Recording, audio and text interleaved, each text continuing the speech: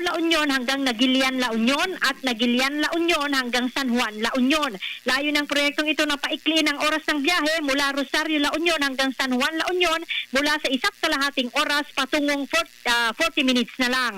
Layon din ng proyekto na maisulong ang paglago ng ekonomiya sa lugar at pagbutihin ang physical connectivity sa Northern Luzon. Ako si Tuesday Saguniyo ng GMA Super Radio DZWB, dapat totoo.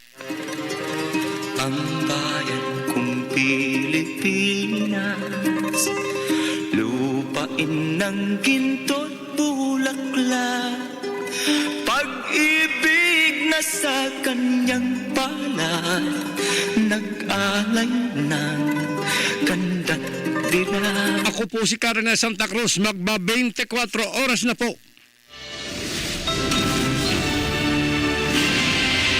Mangingisdang Pinoy na nawala matapos umanong banggain ng barko galing China, pinagtutulungan ng hanapin ng BCG.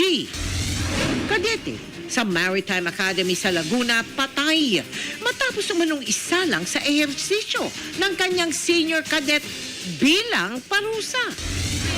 Huling hinahanap na sakay ng pickup truck na inanod ng rumaragasang baha sa Cebu.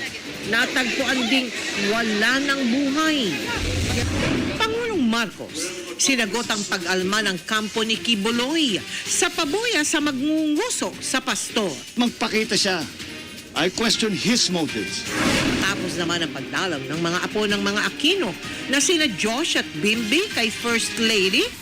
Pangulong Marcos tinanong kung tapos na ba ang hidwaan ng dalawang pamilya. We've always been okay. We just don't agree politically.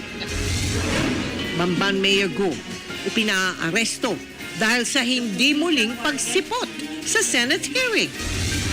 Sa Lanao del Sur, dalawang bata napaulat na nawawala sa gitna ng pagbaha.